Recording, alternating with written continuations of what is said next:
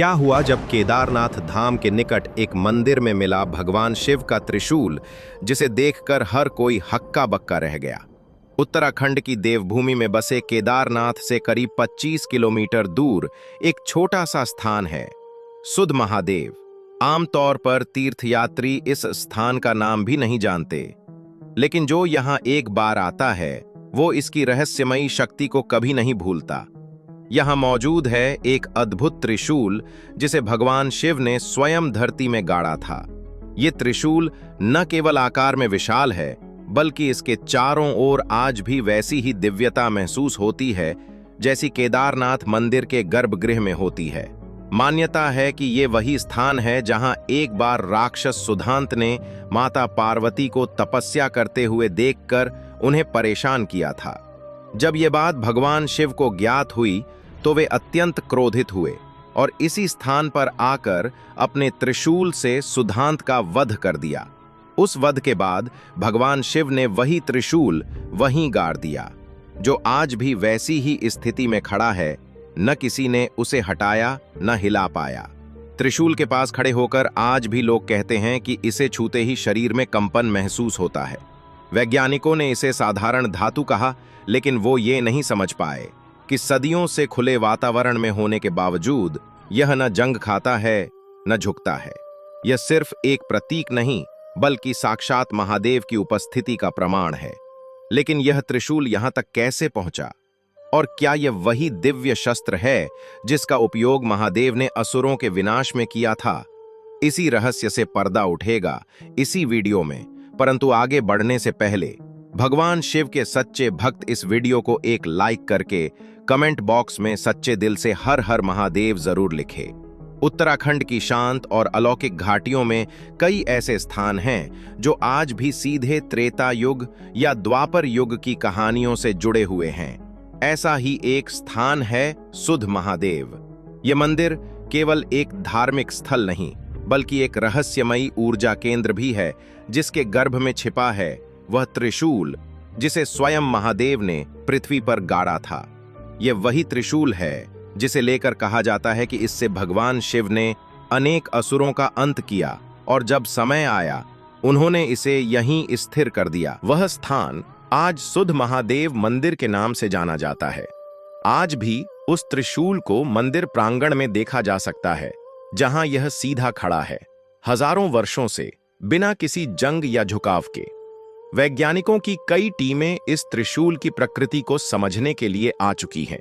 उन्होंने इसे लोहे का बताया, लेकिन इसकी बनावट, वजन और सदियों से इसकी स्थिति को समझ नहीं पाए। मंदिर के पुजारियों का मानना है कि यह त्रिशूल समय का साक्षी है।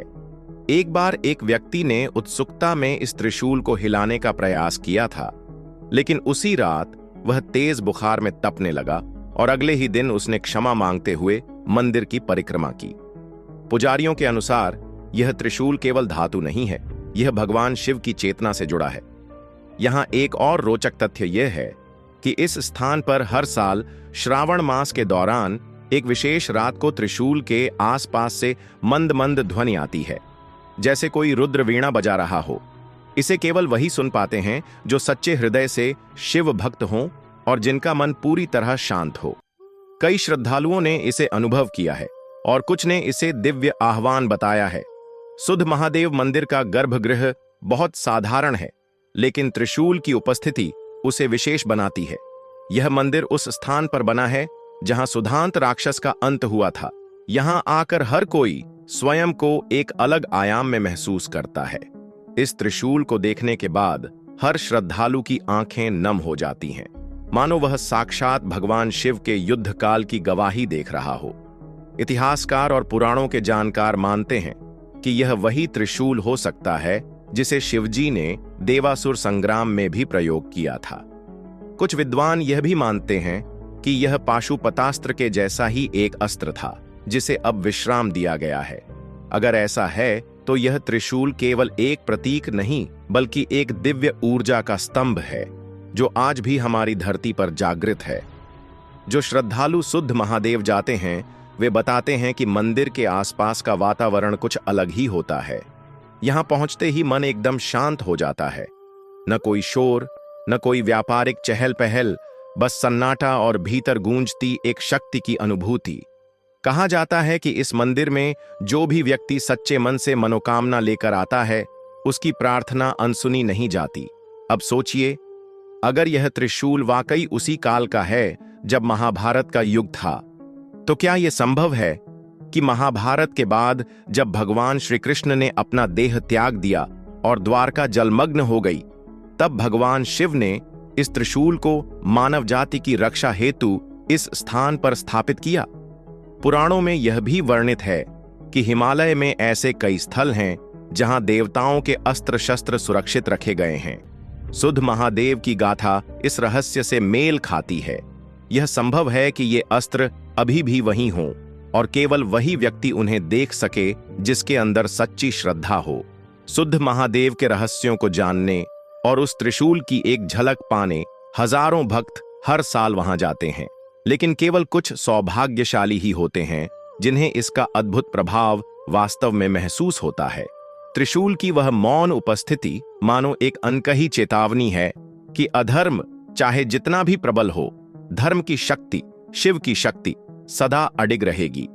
यह त्रिशूल शिव की वह अमिट छाप है जो आज भी इस धरती पर ज्यों की त्यों खड़ी है, हमें यह स्मरण कराती हुई कि भगवान शिव केवल ध्यान के देवता नहीं, अपार शक्ति के स्वामी भी हैं, और जब समय आएगा वे अपने अस्त्र के साथ फिर प्रकट होंगे। अब जरा सोचिए, अगर ये त्रिशूल आज भी यहां है तो क्या और दिव्य अस्त्र हिमालय की अन्य गुफाओं में छिपे हो सकते हैं? क्या सुध महादेव ही वो सुराख है जिससे हम त्रेता और द्वापर की वास्तविकता को फिर से छू सकते हैं? बर्फ से ढकी चोटियों के बीच स्थित वह स्थल जहां सुध महादेव मंदिर शांत भाव से खड़ा है, केवल एक धार्मिक स्थान नहीं बल्कि अनगिनत रहस्यों और चमत्कारों की भूमि है। यह वो जगह है जहां स्वयं महादेव ने त्रिशूल गाढ़ा था और उस क्षण से लेकर आज तक वह त्रिशूल वहीं स्थित है, न कभी झुका, न कभी हिला और न ही कभी किसी मानवीय बल ने उसे हटाने का साहस किया। इस स्थान की विशेषता यह भी है कि यहाँ के वातावरण में एक दिव्यता है, एक शांति जो शब्दों में बयान नहीं की जा सकती। जैसे ही कोई श्रद्धालु मंदिर के प्रांगण में प्रवेश करता है, उसे ऐसा लगता है जैसे समय रुक गया हो। वहां का ठंडा, शुद्ध और हल्का कंपायमान वायुमंडल एक अजीब सी अनुभूति कराता है। लोगों का कहना है कि यहाँ की हवा में भी रुद्र का स्पर्श है। सुध महादेव के आसपास कई साधक आज भी रहते हैं जो बिना किसी प्रचार प्रसार के वर्षों से तपस्या में लीन हैं। इन साधकों का मानना है कि यह त्रिशूल उस दिव्य ऊर्जा का केंद्र है जिसे शिव तत्व कहा जाता है। वे बताते हैं कि यह स्थान एक ऊर्जा द्वार है, एक ऐसा मार्ग जो इस लोक से परे के ज्ञान और सत्य की ओर ले जाता है। केवल वही इसे समझ पाते हैं जिनका हृदय निर्मल और संकल्प अडिग हो। एक और रहस्यपूर्ण घटना तब हुई जब एक बार मंदिर परिसर की खुदाई के दौरान एक छोटी सी शिला निकली जिस पर तांडव नृत्य करती हुई भगवान शिव की आकृति उभरी हुई थी। कोई मूर्तिकार नहीं था, कोई हस्ताक्षर नहीं, लेकिन वह शिला बिल्कुल स्पष्ट और ऊर्जा से भरी हुई थी। उसे मंदिर के भीतर रखा गया और तब से हर महाशिवरात्रि पर उस शिला से स्वयं भस्म की गंध आती है, बिना किसी मानव क्रिया के। कुछ लोगों का मानना है कि यह स्थान पृथ्वी पर शिव के अवतरण का केंद्र है और जब जब संसार में अधर्म बढ़ेगा, यही त्रिशूल फिर जागृत होगा। यह विचार केवल श्रद्धा का विषय नहीं बल्कि अनुभूति का प्रमाण भी है। और सबसे बड़ा चमत्कार वह भाव है जो यहाँ आकर हर श्रद्धालु के हृदय में जन्म लेता है। आत्मिक शांति, एक अनोखा सुकून और विश्वास कि ईश्वर कहीं बाहर नहीं बल्कि हमारे भीतर भी हैं। तो अगली बार जब आप उत्तराखंड की तीर्थ यात्रा पर जाएं, तो केवल केदारनाथ या बद्रीनाथ तक ही सीमित न रहें। सुध महादेव जैसे स्थानों पर जरूर जाएं, जहां ईश्वर केवल मूर्तियों में नहीं बल्कि कण कण में विद्यमान है। और त्रिशूल, वह तो बस प्रतीक है उस शक्ति का जो सृष्टि को बनाती है, चलाती है और जब समय आता है उसे समाप्त भी करती है। अगर आपको ये कहानी पसंद आई हो और आप ऐसे ही और रहस्यमयी और चमत्कारी प्रसंगों को जानना चाहते हो, तो इस वीडियो को लाइक करें, अपने दोस्तों और परिवार के साथ शेयर करें और चैनल को जरूर सब्सक्राइब करें ताकि जब अगली बार हम किसी और देवस्थल की अनकही दास्तान लेकर आएं तो सबसे पहले आपको ही पता चले। जय भोलेनाथ।